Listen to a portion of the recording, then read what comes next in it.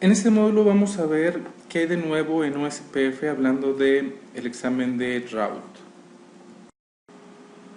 En realidad se puede decir que es lo mismo en cuanto a lo que cambia la parte de OSPF como EIGRP.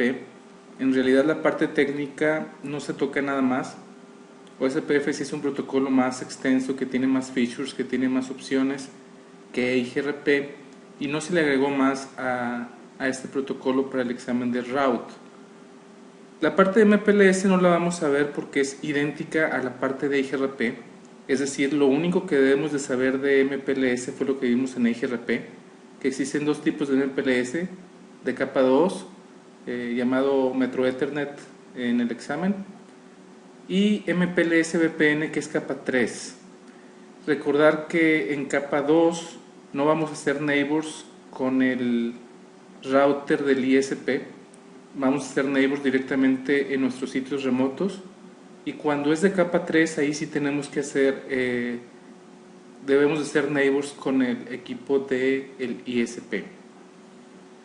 Lo que sí vamos a ver un poquito más a detalle es la parte de el peer review del design plan, el implement plan y el verification plan. Obviamente esos van a ser ejemplos.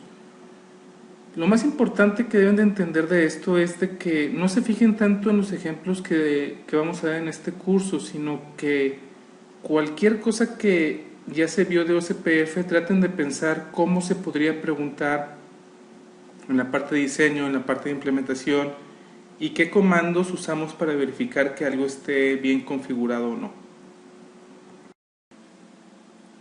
En la parte del peer review del diseño, como ya vimos, lo que podemos tener como entrada además del diseño es cuáles son los objetivos o las metas de diseño.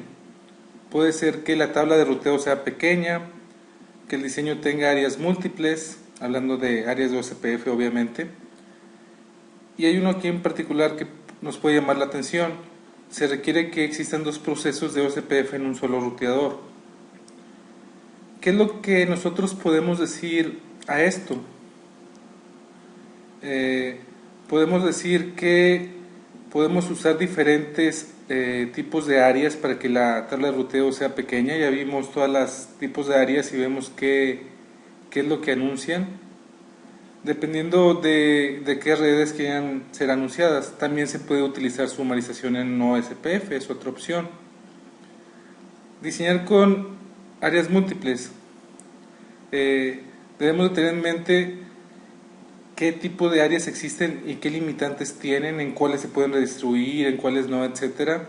También debemos de tener en cuenta qué tipos de LSAs se transmiten en cada área. Eso también nos lo pueden preguntar en el examen. Hablando de tener dos procesos de OSPF en un ruteador, es posible, pero hay que tener en cuenta que eso implica que el ruteador va a tener dos bases de datos diferentes de OSPF, y esto nos puede pegar en el CPU y nos puede pegar en la memoria del router. Entonces, ese tipo de comentarios son los que podríamos dar en este diseño. Para las primeras dos partes que vimos del diseño, hablando ya del plan de implementación, nos tenemos que basar también en la topología que existe en la red. Podemos identificar el tipo de áreas que existen, el tipo de network types también es importante el tenerlo en cuenta, si va a ser broadcast, not broadcast, etc.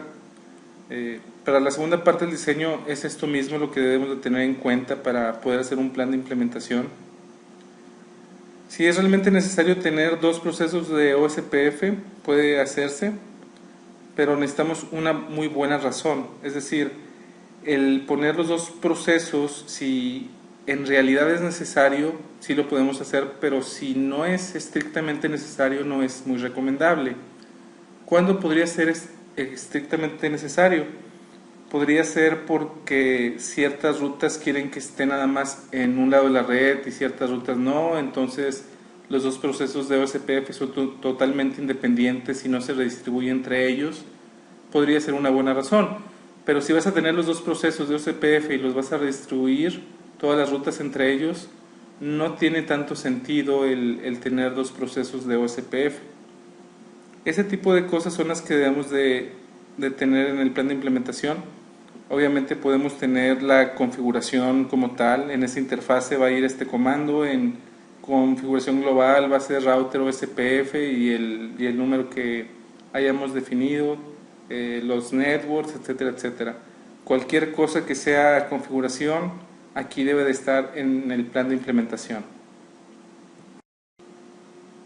¿Qué es lo que nos pueden preguntar en un peer review de un plan de implementación acerca de este diseño que estamos viendo? Nos pueden preguntar por qué modificaste el network type, si es que lo modificamos en alguna de las interfaces. ¿Por qué utilizaste sumarización en este router o en este otro? ¿O por qué aquí en este router sí y en este router no?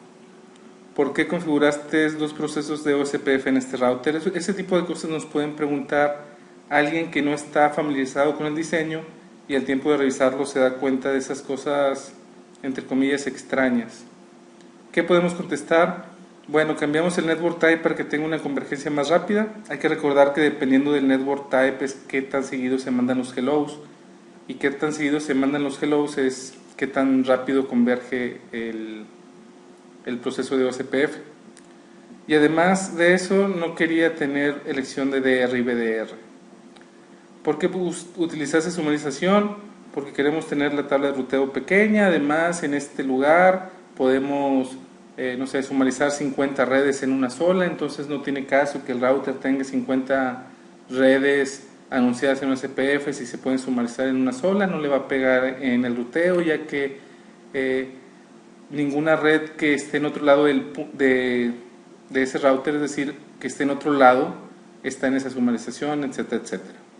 ¿Por qué hiciste dos procesos de SPF en un solo router? Era una necesidad del negocio, ya se probó, se vio que tanta memoria utilizaba el router, cómo se iba el CPU y todo estaba muy bien, entonces sí podemos hacer ese tipo de implementación. Por último, ¿qué comandos vamos a utilizar para verificar que esté bien configurado? Puede ser el show IP OSPF neighbors, el show IP OSPF route, el show IP protocols, el show IP OSPF interface, cualquier comando que nos vaya a servir para verificar que realmente lo que configuramos, lo que estaba en el plan de implementación, se puede probar.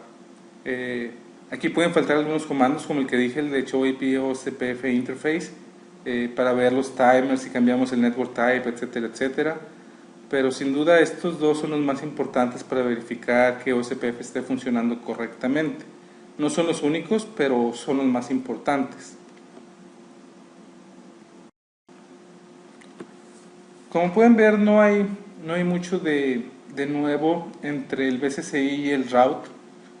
La verdad es de que sobre todo la parte de MPLS que no es nada diferente para configurarlo en OSPF, nada más saber con qué vamos a hacer neighbors, y la parte de documentación que en realidad, aunque estamos viendo ejemplos en cada protocolo con el primer módulo de este curso, debe ser más que suficiente. Simplemente quiero poner ejemplos para que ustedes se den una idea de cómo deben de pensar cuando están estudiando este curso.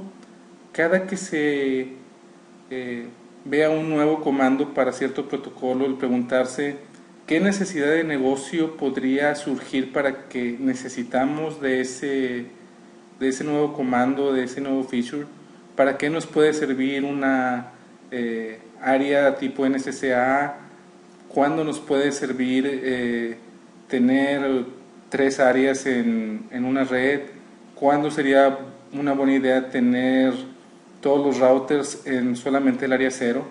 Obviamente esa última pregunta es cuando son muy pocos routers, ya que si tenemos muchos routers y todos están en el área 0, ese sería un muy mal diseño.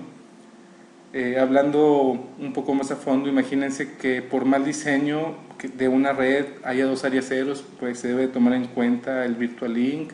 ¿Por qué hay 2 áreas ceros? Pues porque el negocio acaba de comprar otro negocio y no quiere moverle al ruteo, o le quiere mover lo menos posible. Entonces una posible solución sería un virtual link para unir las 2 áreas ceros, aunque no sería un muy buen diseño. Estaríamos cumpliendo con la meta del negocio, que es hacer una operación entre las dos redes con los cambios mínimos necesarios.